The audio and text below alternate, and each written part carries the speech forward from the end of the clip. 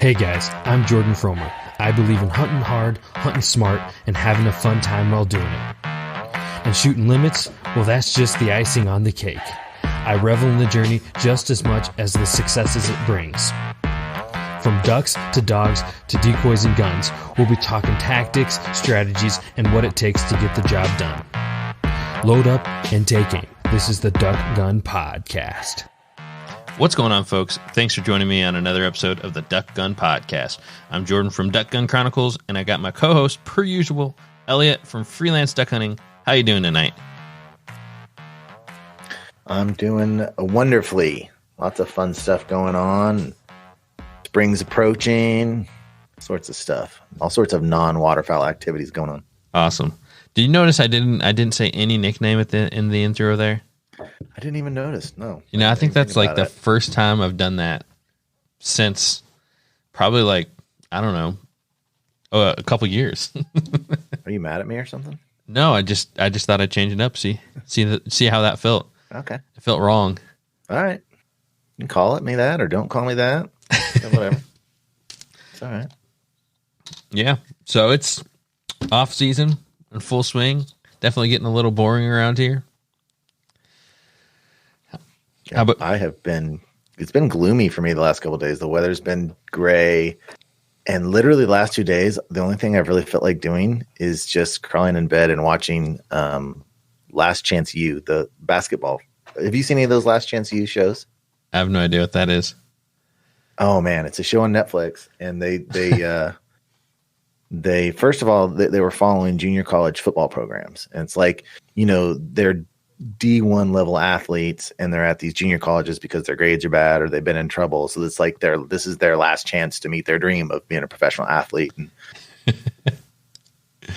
And so they did a bunch of seasons of football, and now this is their first season of basketball, and they're out following this community college out in LA. And the show is just phenomenal. If you like sports, or even if you don't like, I told my wife that she would like it because it's like all wrapped up into the individuals and their personalities and their walk in life. And man, they're just awesome shows. So I've been binge watching Last Chance U, and the weather's been so bad. I've just been on the couch with my headphones on under a blanket. That's been my life the last, I guess, really the last 24 hours. Nice. Other than work, I've gone to work. Have you found any way to spin it off? Can we do like a Last Chance U Duck Hunter edition? Yeah, we could find some really down and out guy who keeps sky busting and like, kid, listen, this is your last chance. Either knock off the sky busting and that'll be all it's about. He gets one more chance. I'll see. I'll make a few calls, see if we can't get Matt to join us for the show. Dare we say Titus? Oh, that's a joke. Yeah, yours was a joke. At least one of us joked. Poor Calvin. No, but seriously, I've been in full swing training Georgie mode. The last, I guess, started over spring break, so I'm trying to work her at least 5 days a week. I should probably do it 7 days a week, but I figure if I get in 5 a week, I'm happy. And I've gone back to the big problem Georgie's had is that I screwed her up, is that when I was doing hand signals, she was doing awesome before last season. And then I got so confident, I just stopped following the progression of the videos at the retrievertrainer.com, and it screwed me up. So I'm going back to the basics, starting at 4th pile, which she's got that down, but I'm not deviating. Freddie said do about 5 days or so. I did about 5 days. I stretched her out to 100, 125 yards. Now I'm just moving into the left to whistle sit, which she's awesome with whistle sit. She's just money on that. But I'll whistle sit, stop her midway, and then have her spin right or spin left back to the forcing her to the pile. So, and another thing that screwed me up in that off season is that I was doing it in my yard. And the problem I got into is when you do the lefts and the rights, I just didn't have enough space in my yard. And I think it was confusing her when I was sending her left or left back and right back. It was confusing her because the piles were so too close. There just wasn't enough space. So now I travel to this open field about 5 miles away from my house where I've got all this space.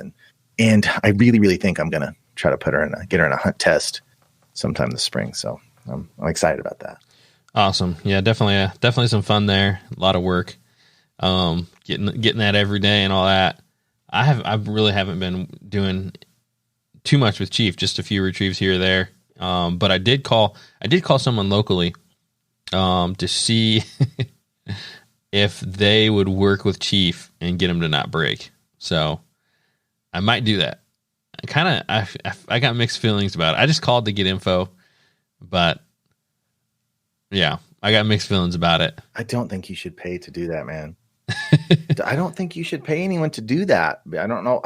All you need to do is when you start, because if you do that and then you go to your typical behaviors when you start hunting, it's not going to take, because in the field when she's breaking, you're not taking time to deal with it in the field.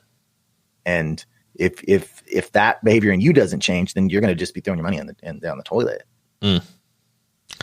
Yeah, because you had her to the point she was steady, and then season started. You can watch those dub videos. Season started, and she was breaking, and you weren't.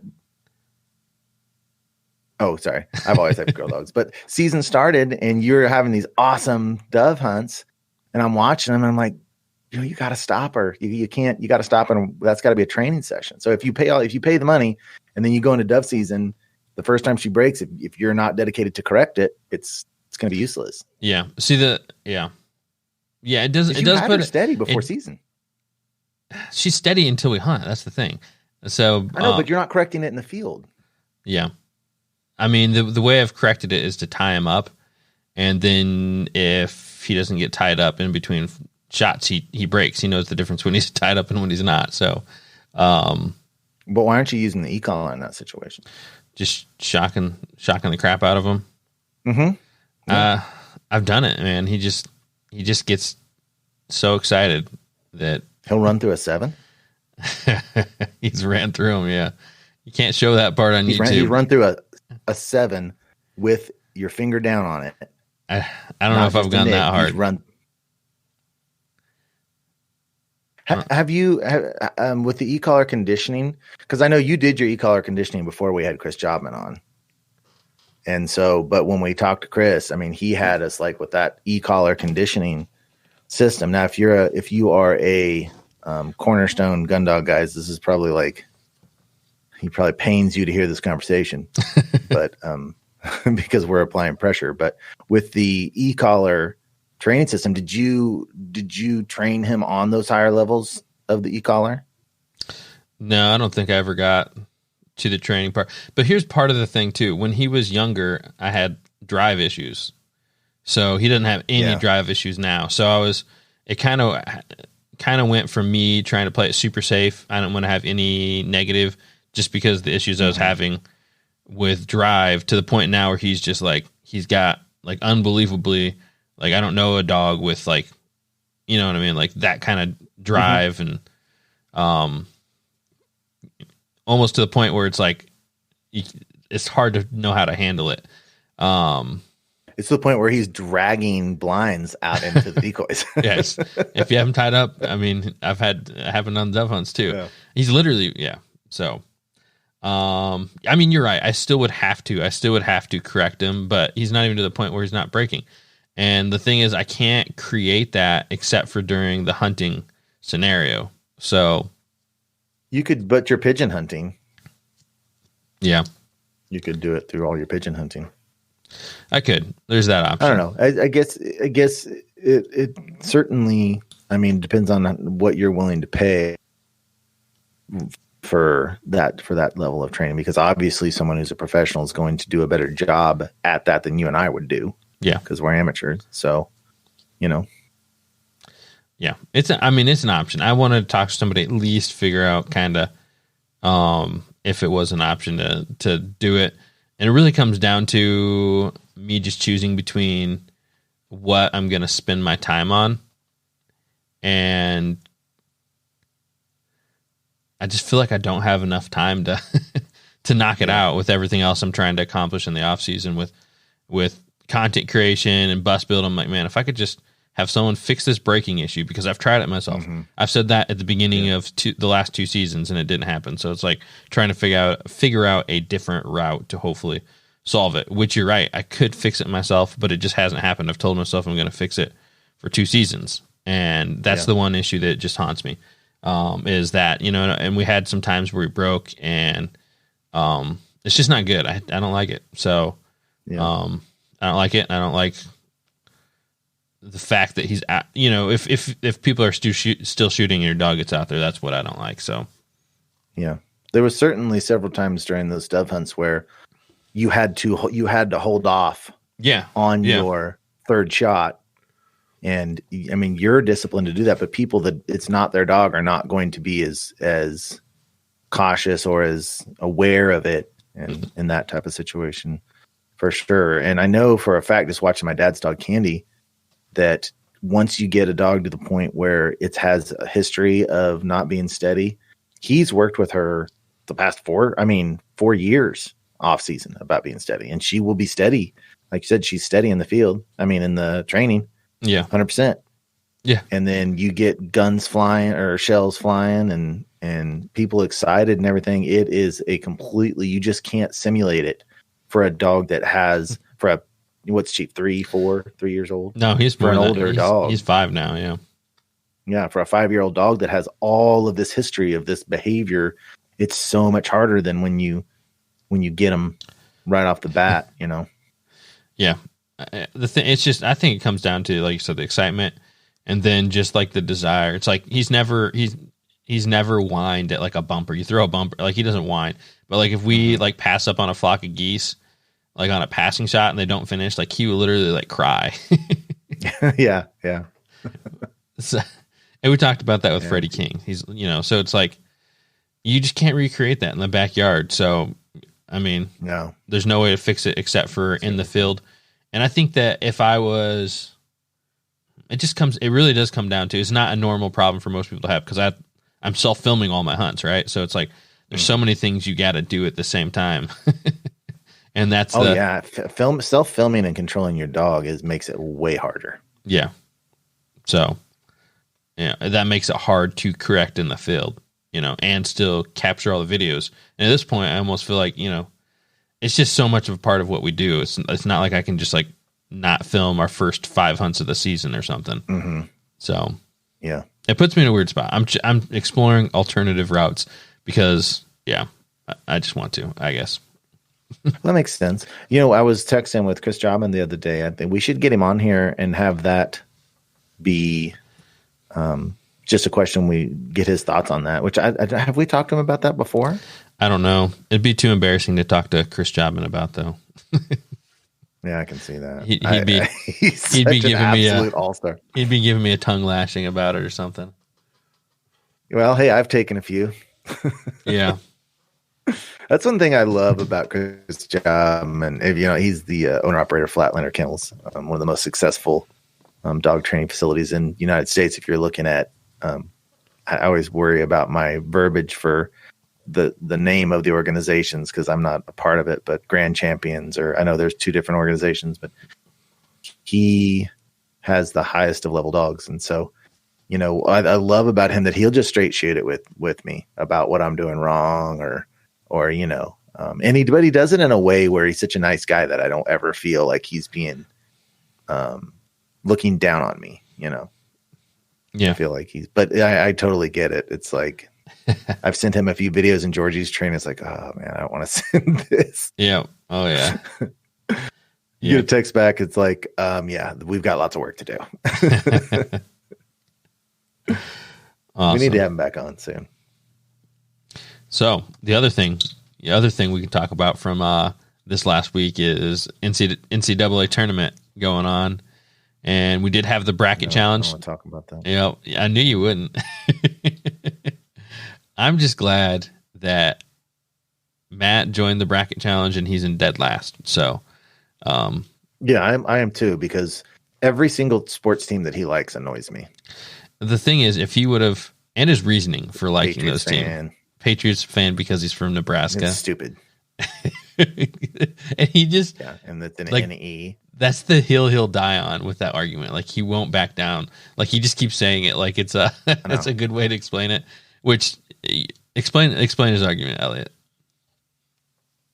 So he's from Nebraska. And in Nebraska, the Nebraska Cornhuskers is basically their professional team. If you've never been to Nebraska, it's like on game days, the world stops in Nebraska for their football. and so their abbreviation is NE. So he says when he was a little kid, he saw that New England Patriots also were NE. And so it was like his Nebraska. So he made them his favorite team. Had nothing to do with them always winning and winning Super Bowls and all that. Well, I wonder, because how old is he? So he's like 11, I think. That may have been. He looks like that with no beard and mustache. But I'm wondering when he made that choice, was that before? Because when I was a kid, they sucked. And I'm a lot older than he is. I mean, they were terrible forever, just terrible. But I'm guessing that he made that choice surprisingly about the time they started winning Super Bowls. Yeah. I don't know. I don't know how. Worse than a bandwagon jumper, man. Yeah. That is the bandwagon jumping kids when I was young. The type of person that always goes out and buys the hats or whatever the latest like dynasty team is, that just repulses me. It's really annoying. That's funny. That's funny. If you live in Kansas, we have a football team. That's your favorite team. Yeah. Period. Unless there's a couple of caveats for that. If your dad has a favorite team and they instill it in you, that's a valid reason of having that as your favorite team. Yeah. Now you can't go after the dad though if he has a stupid reason like NE or something. Yes. Yeah. Yes. But you can no longer go after the kid. Yeah. If Matt had said, well, my dad loved him. Oh, okay. Yeah. Okay. That's Matt's understandable. Kid, when he has a son, will be exempt. Yeah. It's funny because I literally specifically remember a time when I was a kid. We're at my grandparents' house and they had an Indiana basketball team on, and my uncles, uncle's laying on the floor watching it. Grandpa's in the chair. My dad's there too. And they ask me, which team are you rooting for? And I'm like, this is like seriously one of my like earliest memories. And I remember saying that I liked the blue team. At this time, I assume that was probably Michigan. I have no idea. It could have been anybody. But and they're like, no, you can't. Like, you literally can't be here if you're not rooting for Indiana. And as like a little kid, I believed them that I would not be allowed to stay there at my grandparents if I didn't root for Indiana. How quickly did you switch over? Instantly, as soon as they said that, I'm like, oh, okay, yeah. I'll take that team. All right, blue look nice. Red's pretty cool too. It's no blue, but. I miss Indiana having a good basketball team. No kidding. Not that I would necessarily cheer for them. There's just certain teams that I think, North Carolina, Indiana, KU. I like it. Have those. Duke. You want the blue blood teams? I hate Duke. But there's still a blue blood. Here's my list if I had to say a list of blue blood basketball teams, it would be, and maybe I'm missing some, but it's Indiana, it's Duke, North Carolina, Kansas, Michigan State. I don't know if I'm missing any, but that would be Kentucky. Yeah. See those? Yeah, that'd be my blue blood teams for sure. Yeah. And I think that we can say all those teams, and none of them are in the tournament right now. Yeah, it's been a bad year for Blue Bloods. I'm looking at it right now. It looks like Wyatt Lucas is in first. Awesome. For the $100. Yeah, he might take it all. So it'll be interesting next couple weeks. FLO is a close second. Yeah. So my team I picked is out. Your team's out. I think anybody that has Gonzaga has probably got the best chance of winning the whole thing now at this point. I picked Gonzaga in my family bracket. I have a family bracket every year, and I make my kids pick, and whoever wins gets $10. And I am firmly in last place behind all of my children. And but I did pick Gonzaga to win. But my daughter Penelope, she's dominating. She's my 13-year-old who has not watched a single basketball game in her life, is dominating, and she's got Baylor, and I've got Gonzaga, so I still have a chance in it. Nice. All right, well, let's go ahead, get a quick word from our partners, and we'll jump right into it. So first off, I'd like to give a big thanks to OnX. Guys, check them out on Android, Apple, or on PC as well. Perfect for mapping mapping everything out for your hunts, whether it's locally, going on out-of-state trips. You can just pull it up there. You get the information for public land, knowing all the boundaries and of any place you're looking at on the map, as well as really good for obtaining permission on private land. Gives you the landowner's information, gives you their tax address. So if it's like a farm and ag field and there's no house around, you can click on that on Onyx and it'll show you their address. You can drive over there, get permission, get on that awesome feed and start smacking the birds. So definitely check out Onyx on whether it's smartphone or PC. Definitely check those guys out. Yeah, and to add on to that a little bit, I'm not going to reveal it to you yet, Jordan, but I think I have some really good farm ponds in the mix for adding to my arsenal of hunting places. And we've got this landowner that owns like 70,000 acres. And so I didn't know Onyx had this function. I didn't know it. My mom figured out because she knows this guy and met him. And anyway, I'll tell more of that story at a different time once we actually acquire the access. But you can go on Onyx and search a landowner's name and all of their parcels come through. I didn't even know that feature was there until 2 days ago. So we've got this guy's name and we search the name and we're just going through each piece of his property and putting a pin on all his ponds. And from there, we're going to go feed on the boots on the ground. So I didn't even know it had that feature. Did you know that? I did not. More you learn. Yeah. Yeah, I know. Anyway, Onyx is amazing. Motion ducks. So I had been crying to Jordan for about a couple of years about not being able to shoot ducks on days with no wind. Not crying, but it's been a common theme. It's like, how do we attack this problem? Because my bird per average was about a full duck less on days where the wind was below 6. And so we had this idea of, well, let's just go small spreads. And that helped a little bit. Well, I was looking through my data. I've been using motion ducks the last couple of years. And on days where there was wind below 6, my average previously was around 2.5. Over the last 2 years, the hunts with no wind were over 3. In fact, they were just as good as days with wind. Now, the sample size is a little small yet. I think it was, I'm not even going to say how many it was without actually looking at it. But with the Motion Ducks decoy spreader and a small set, like sometimes Jordan just uses only the Motion Duck decoy spreader. It's solving the problem. It is what you guys need for those days where there's no wind and you need motion in your system. You can have a 4 or 7 duck spreader. I'm just using the 4. I'm not even using the 7. And it's just phenomenal. Duck Gun 2020 is the product code where you can get 10% off and free shipping. If you have not, even if you have a regular jerk rig, we used regular jerk rigs before. This is just a better system. Go get yourself one. Awesome. Also like to give a big thanks out to Banded, Avery, and Greenhead Gear. Guys, if you're checking out your products for this off season, going into next season, it is your one-stop shop for everything waterfowl. From the Avery section with their hunting dog section, from banded waders to decoys, to camo, they got it all. Elliott and I have been wearing their stuff for the past couple seasons and we're absolutely loving it. And, there's definitely awesome products out there. Whatever you need, check them out there. Banded.com. All right, guys. If you don't get enough Duck Gun Chronicles, Freelance Duck Hunting, the Duck Gun podcast content, come on over to Patreon. It's patreon.com/freelance duck hunting and join Jordan and I and that community going over there. We just had a couple guys sign up in the last day or so. And actually when this podcast episode is done, Jordan and I are going to record just a special segment for Patreon. And when we interact with patrons over there and they say, hey, I get a question. In fact, the question I got from Douglas that we're going to be talking about and when this is over is scouting rivers. He moved to a new area and he's like, I want to scout the rivers.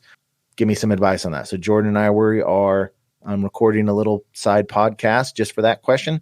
Go on over there and sign up with us and join that community. Awesome. A little side note on that, Elliott. I don't know if you remember this, but the first podcast episode I ever had you on before you were officially a part of the Duck Gun podcast. You know what our episode was? What was it? It was tips for hunting the river with freelance duck hunting. Oh, that's awesome. So way back we'll just post that February there. 14th, 2018. So Let's go back and listen to that. yeah, that'll be a fun one. Little podcast we'll do. Little 10, 15-minute segment all about river hunting. And I've been loving the late season river hunting we've been having here. So, well, it'll be about scouting specifically. So, but yeah. Yeah, but I'm excited about that topic because the river systems that you hunt are vastly different than the ones I hunt. So yeah. I'm looking forward to that conversation. So if you guys want to hear that, go patreon.com/freelance duck hunting. Awesome. Alrighty, let's go ahead and jump in today's podcast topic. So the topic we got for today, what is the? Oh, well, actually, we had one bit of news we were going to share before we jumped into today's podcast. So something of note, of interest in the waterfowl world is a new regulation, a new license option for Nebraska and South Dakota. If you guys are on social media, it's been all over the place the last week. I've seen posts on multiple of the forums. So definitely interesting. I know Elliott and me have a little bit of different takes on it. But the thing that is, it's not even being proposed. It's the thing that's actually happening for Nebraska and South Dakota is they're going to have two different types of licenses.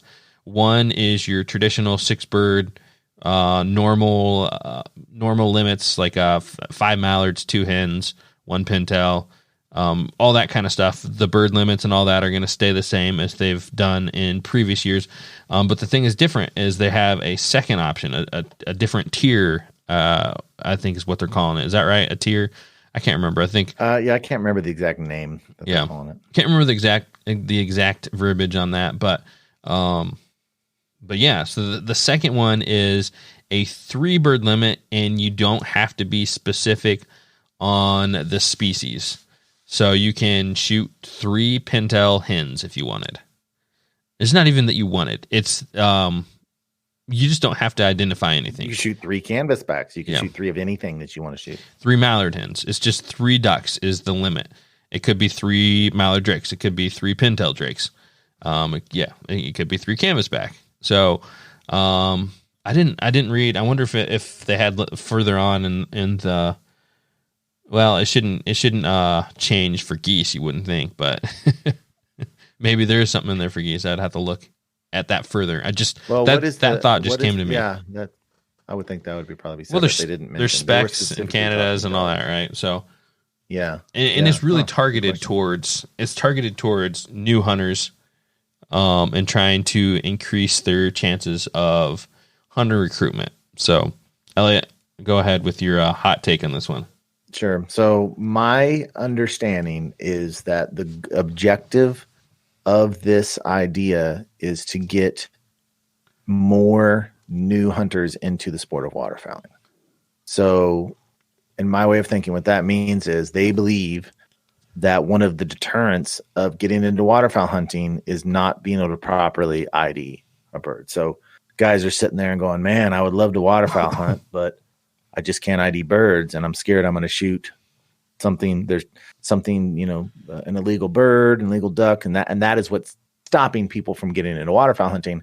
And if they just take a little pressure off, so Joe can just go out there and shoot at any duck he sees fly until he has 3, that's going to bring more people into the sport. And I don't think that there's a problem with this idea. I just don't think it's going to be.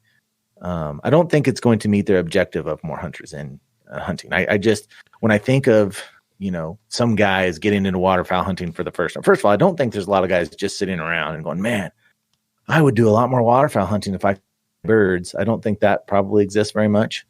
And if someone's going to get into waterfowl hunting for the first time, they're like, well, if I get this tag, I can shoot 3. Or if I get this tag, I can shoot 6. Oh, I'm going to take the tag where I can only shoot 3. I don't think many people are going to be doing that. So I don't have any issue with it. It's in the news and it's getting waterfowl talked about, maybe and a little exposure, but I don't think it's going to be successful of raising the new hunter. And maybe they should say, hey, your first year of waterfowl hunting. No, I don't know if I like that. I was going to say, the first year you waterfowl hunting, this has to be your provisional tag until you can ID better. I don't know. I just don't think it's going to meet the goal that they're of more duck hunters getting into the sport. Yeah. I mean, I feel like it's gonna, maybe you could say like substantially, but there's 100% going to be a lot of those sold. A lot? You think there's going to be a lot of those sold? I mean, when you think about the number, I think there will be a few. Proportionally.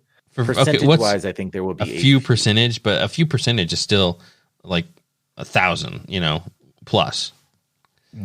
So if Nebraska, I think Nebraska has about 12 to 15,000 waterfowl hunters. I think that's about the range. I bet you they'll sell a couple hundred, would be my guess. Yeah. At the most. South Dakota too. So you got both those states. I don't know. It'll be interesting. I was just saying that. Nebraska, I feel like they have to, like they'd had to have looked at the numbers and all that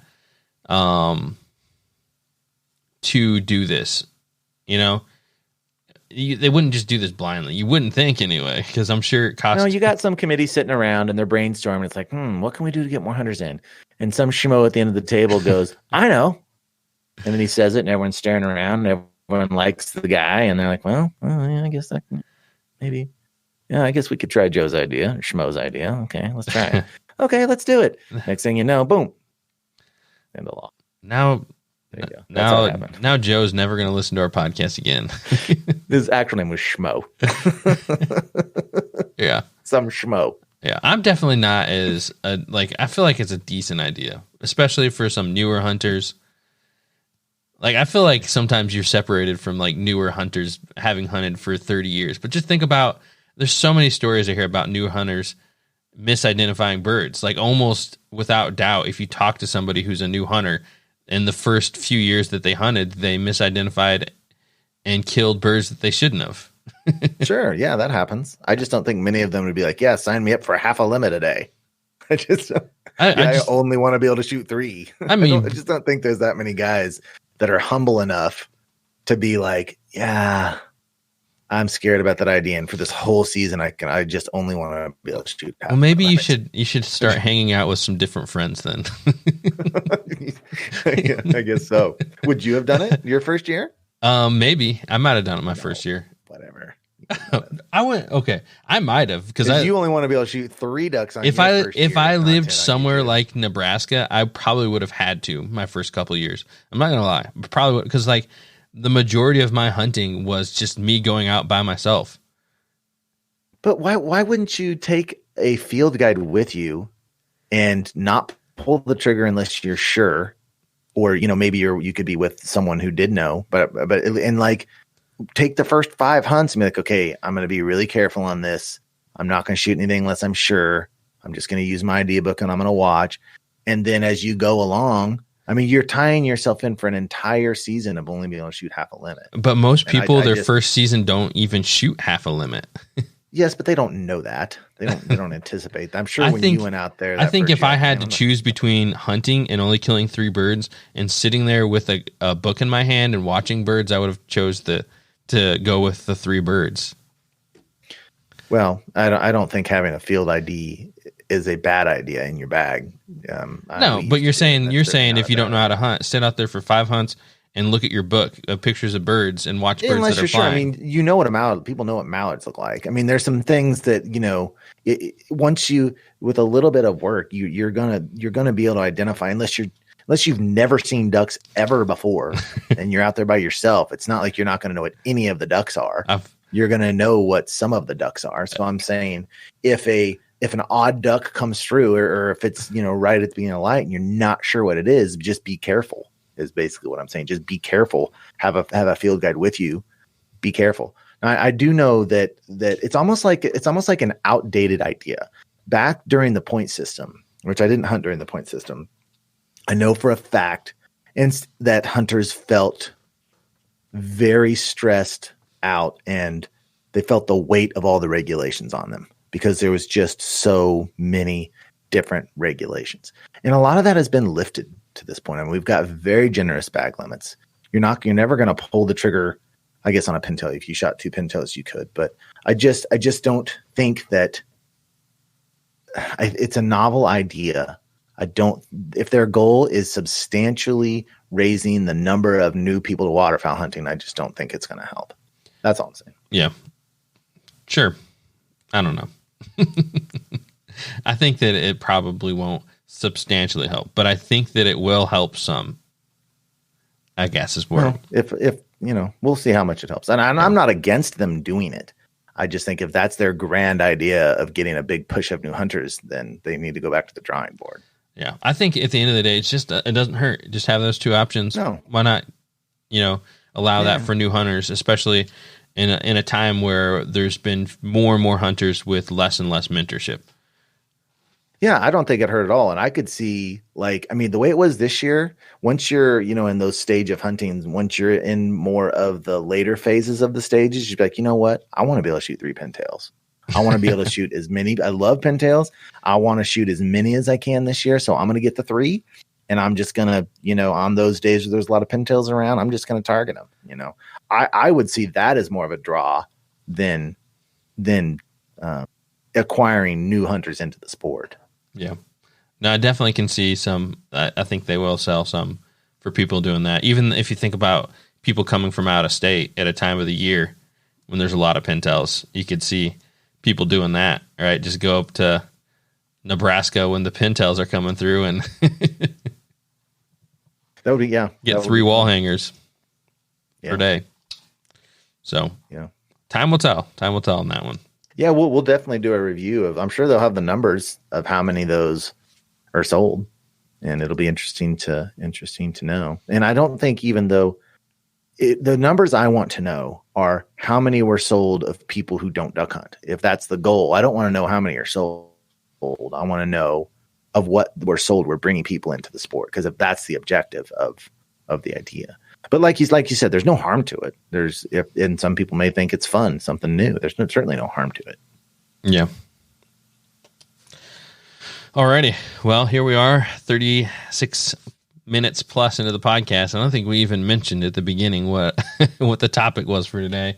But we're going to be talking about shooting tips. So, I almost feel a little hypocritical. Is that the right word? Giving shooting tips after having at least like half my season felt like a terrible slump this year. We could have done it last year when I was shooting lights out, but this year, man, I went through a little slump. By the end of the season, I was knocking them down, but that's just part of the game. Sometimes it's more mental than anything else. I'd say most of the time it's more mental than anything else. And I think that actually gives you more authority to have a good opinion, because people who are naturally good shots, like my uncle and my grandpa, certainly not me or my father, we've always had our slumping times. Us people who know how to struggle, we're the ones that know how to work on shooting. Natural shooters don't have to go through these things because they're just fantastic shots. Of course, there's those people that just practice and get good, but some guys are just naturals at shooting. And I don't think those are necessarily the ones that want to give the tips on how to improve your shooting. It's those guys that struggle that have experience with that. Yeah, their tips is probably just aim at it and pull the trigger. Yeah, don't think too much. Just pull the trigger. Yeah. So let's go ahead. We wrote out a little list on here. I don't think we even got it in any order or anything like that. We want to talk about our shooting percentages from last year. You're going to put me to shame. Well, I think more than that is just the ebb and flow of the shooting percentages. I've been keeping my shooting percentage for about 7 to 10 years. And I know there's years where I've shot 35% and there's years where I've shot 60%. And so you're going to have bad shooting slumps, I think, is the point of it, is that most people are going to experience either a section of the season or an entire season, or just those days and those hunts where you're just really, really struggling. I know about 3 years ago, I went on a stretch where I was layout bow hunting. I went like 4 for 36. And so, it's just, that's going to happen. Those times are going to happen to most of us. Yeah, for sure. So I guess you want to lead with what your percentages are. Let's just do, I guess, the last 3 years or something. Yeah, I don't have them pulled up, but in my last 6 years, I did 2 years in a row where my first 2 years on my channel, I just shot terrible, just terrible. And I'm a very selective shooter. And so when I shoot in the mid 30s, it's just a bad year because I don't pull the trigger at everything. I'm very careful with what shots I take. And I actually used many of the tips that Jordan and I are going to present today. And I have the last 3 years, I've shot high 50s, and this year was my first year in the 60s. So, and a lot of that was limiting my third shell. But I used a lot of these tips, and I'm 3 years in a row. I've just really, really been the kind of shooter I've always wanted to be. I'm still not naturally a phenomenal shooter. I've got to work at it, and I'm left eye dominant. So I shoot with one eye shut, which makes it more difficult. But my shooting percentage over the last 3 has been upper 50s, and then this year 60. Nice. 60.4. 60, nice. Yeah, 60.4. Awesome. Yeah, mine have been a little bit less than that. So mine have been in the upper 40s until this season. And I had a slump where I think the majority of the season I was like mid 30s, which just is it feels like a really bad decrease.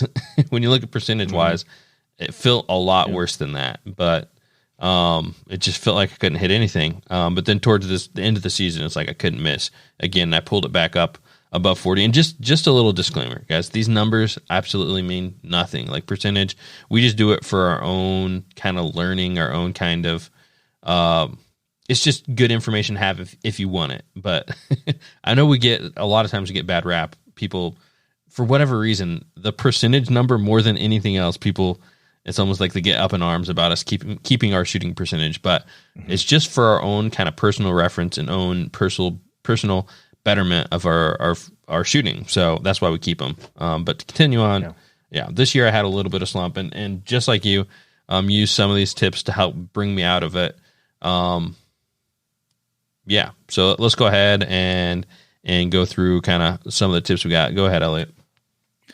So I made this switch a couple years ago, right as I was coming out of my slump, is when I went to shoot clays, I shot steel loads. At that time I was shooting steel. So I firmly believe in shooting hunting loads when you're shooting clays, unless you're just working on mechanic things like shouldering your gun and that type of thing. I believe that when I go and I shoot target, I want it to be the same loads. I don't like switching velocity in my shells throughout a season. So if I'm using, let's say a Federal Blue Box, which is what I used to use before we started Boss, it was a 1550 shell. I don't want to use a 1550 shell one day and the next day use a 1450. Those velocities do make a difference. And so especially if you're going to switch to a lead when you're shooting clays, and that lead may be 1350, which is a kind of a common speed for lead, and then you go out waterfowl hunting and you're going to shoot 1550, expect to have issues because it's different. The speeds are different. So I would practice. It's like you wouldn't go practice with a kid's basketball for your team practice, because when you get in a game and you're using a regulation basketball, you're just going to be off. So that's what I would certainly say, use the same shell during practice that you are during the game. Yep. Yeah, and that's definitely a good analogy with using the child's ball compared to what you're going to use in regulation. So, next tip I got, I'm actually going to put further on in the list, but kind of goes hand in hand with what you're talking about there, Elliott. And this one is going and shooting pigeons, because it feels a little bit better to use waterfowl shells on pigeons than it does on clays. Not a whole lot better, but because the price difference. But I've done that in the past to kind of keep myself sharp through off season, especially years where I've known that I've had a slump and want to go into the season. And I'll say last year was my best. Not this last season, the season before that was my best shooting season. And I shot a lot of pigeons leading up to season. So I think that definitely helps. It's just almost like it's a much more accurate representation of a bird, of a duck flying, because it is a bird, but a duck flying than a clay pigeon. So I definitely think that kind of helps going, the same line you're saying, going to the range and all that. And you can work the mechanics and all that the same as well. Yeah. In my struggles, I figured out that my main problem is when I shoulder the gun, I'm not looking straight down the barrel. And I figured this out a few years ago that I would pull up the gun quickly and I just wouldn't. And I honestly, I think it's because my A300 needs to be adjusted with the shims, which we've got on the list to talk about as well. And I looked up how to do that, and it seemed, I don't know, I watched a whole YouTube video on it. It just seemed overwhelming to me. So I never did it. So when I bring my gun up, I don't think that it naturally comes up properly. And the way to check this is close your eyes, shoulder your gun, and then open your eyes and see if you're looking straight down the barrel. And you should be, if you're doing it right, you should be able to do it with your eyes closed. And on mine, typically it just doesn't quite fit right. So I have had to make the adjustment before I pull the trigger just to make absolutely certain that I'm looking straight down the barrel. And one way that you can do this, and this is the way that I really improved my shooting on a layout boat, but you can do it, anywhere in your house. Just get your shotgun, make sure it's unloaded, and just practice shouldering your gun and pointing it at a fixed location in the room. Do 5 times on one spot, 5 times on the next, and just practice that, 50 times a day, a few different times. And that repetition will really, really help you shoulder. I mean, I don't know how many times that you guys hunt in a year. If you only hunt 5, 10 times, you may only be shooting 100 shells in a year or 50 or whatever. And so you're not getting that much repetition of actually shouldering your gun and looking straight down the barrel. So practice that shouldering, practice getting it on fixed locations in your house.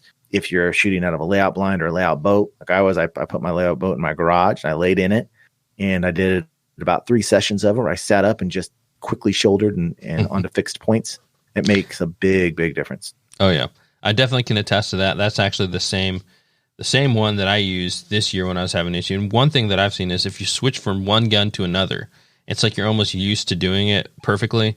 And then you do it to the point where when you hunt as much as us, and I mean, probably most people, you just almost do it to a point where it's like an extension of your body. And then you grab a different gun and you go to shoulder it, and it doesn't fit the same way.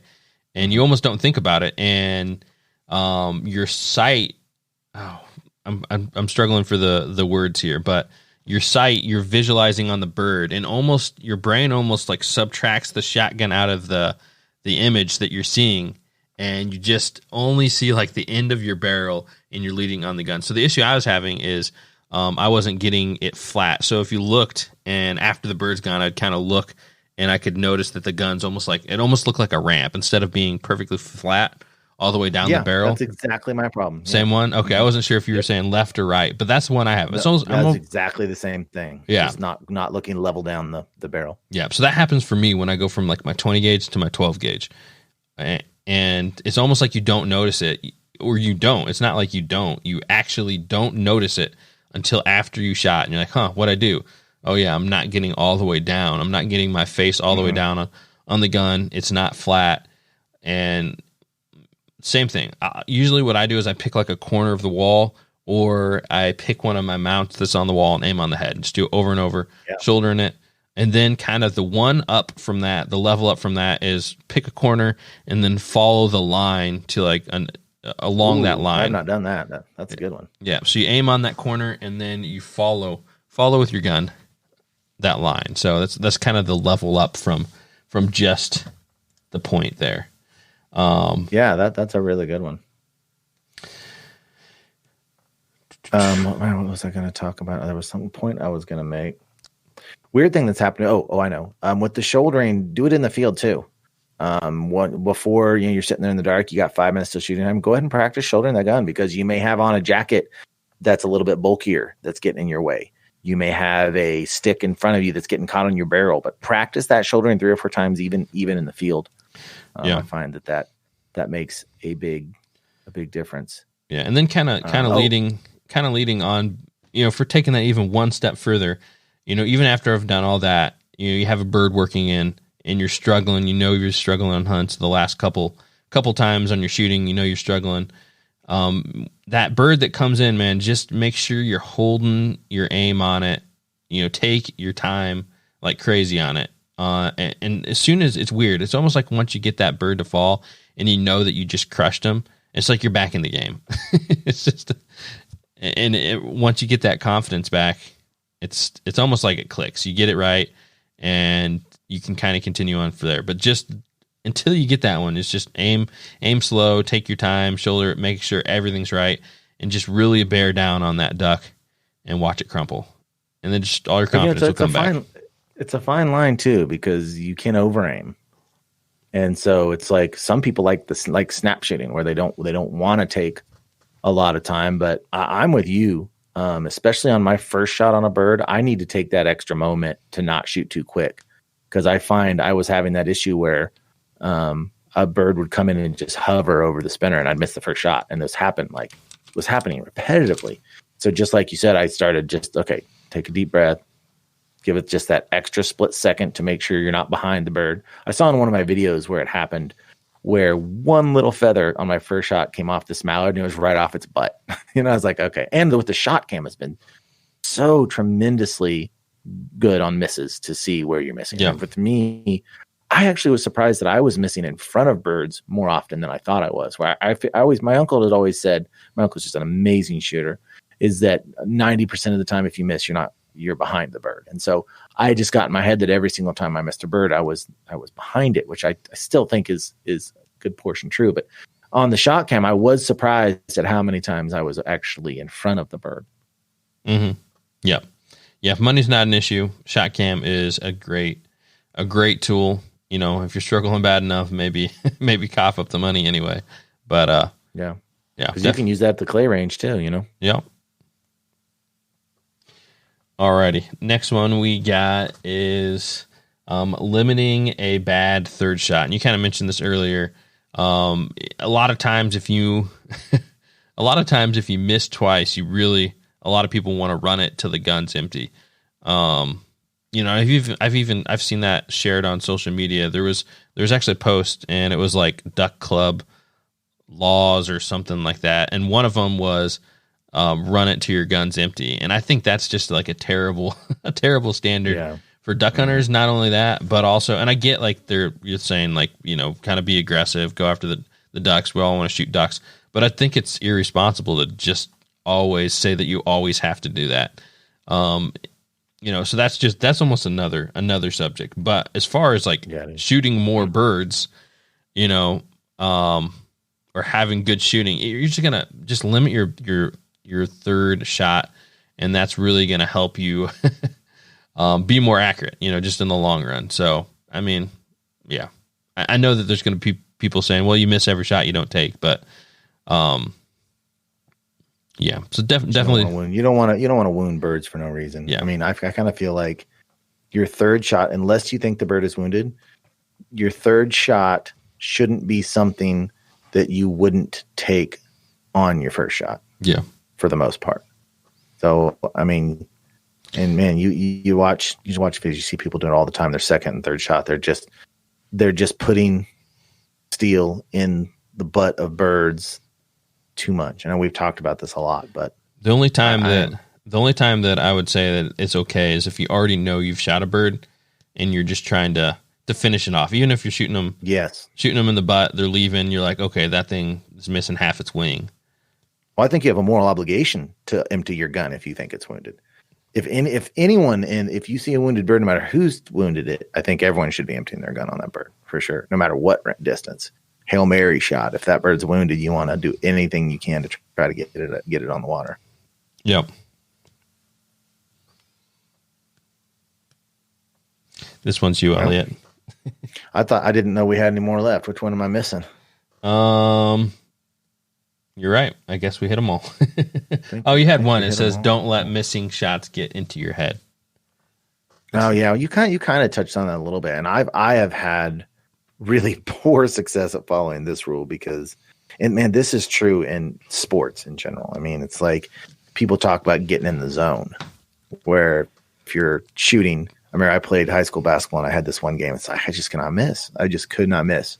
And I was like even hitting like not quite a half court shot, but like close to a half court shot at the end of a quarter. It's like everything I threw up would just like went in.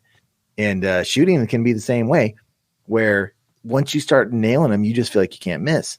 And vice versa is true. I mean, when you pull an 0 for 7 or something and man, it starts sinking into your head and you get discouraged, and, you put in all this work and all this effort, and you're in the spot and you're blowing it. And you feel this awesome hunt slipping through your fingers. And that's when it's time to give yourself some self-talk and deep breath. And it's hard to do when you get that sinking attitude. It's hard to pull out of that. But you need to really, really work to shake it off. Make sure that you're looking down the barrel, follow, all these other mechanical things, and try to not let it get into your head. But I will say, once it is in your head, it is hard to get it out of there. Oh yeah, definitely agree with you on all that. So hopefully this helps you guys in your off season. Practicing some of this and making sure you're sharp going into season. But I think that's about all we got for tonight. Elliott, what do you got? You got anything coming up in off season? Anything exciting? Nope. I gotta just keep on working Georgie on those hand signals and trying to hopefully not embarrass myself at whatever hunt test I decide to go on. But that's about it. Awesome. Yeah, I'm still grinding away on the bus little by little, 45 minutes here, hour here, working on it. So hopefully I get that thing done before season.